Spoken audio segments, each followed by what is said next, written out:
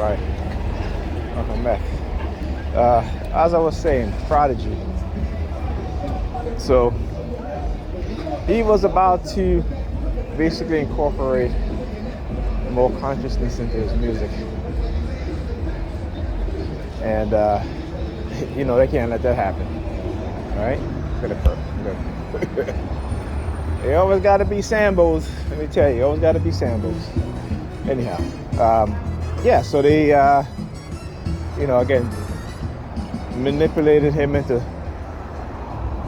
believing that he was healed. Here's the thing.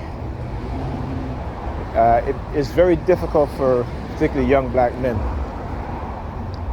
who start to come into consciousness and see the condition of our people.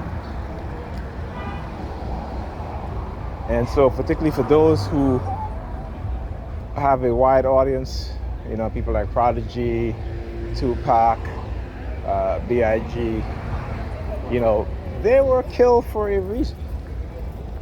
And if you dig deeper, you look behind the curtains, you will find the government has a hand, and particularly the racists on the police force have a hand in moving pieces around, using covert warfare, psychological warfare, to engage in a war against these black men. Too many of our people tend to forget that COINTELPRO, created by the FBI for the purpose of destroying black leadership, for the purpose of criminalizing black men, black women, right? So-called those within the black community who they see have the potential to become leaders. And their goal is to criminalize and give every black man and black boy a criminal record, and to create a criminalistic way of thinking.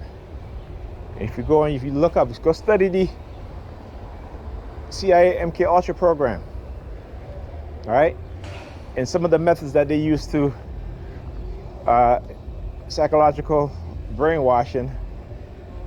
And one of the ways is to create a criminalistic mindset within the individual so they can get away with it, right? And how do they do that? Covert drugging, honey traps,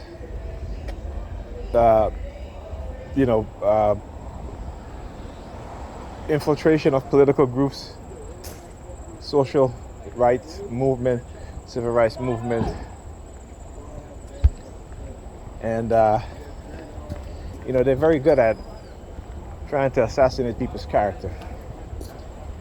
But the one thing, like I said, you can do as a target is that you must be able to fight back in a way in which they think you can't fight back.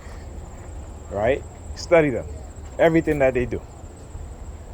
Everything. Your enemies are studying you, so you have to study them.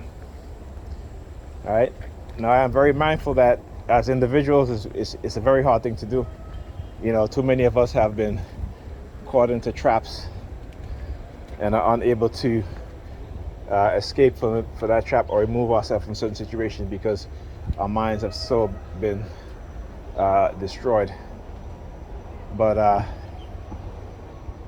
remember, there's always going to be people like myself and others who are going to stand up in a way in which they hope that we won't.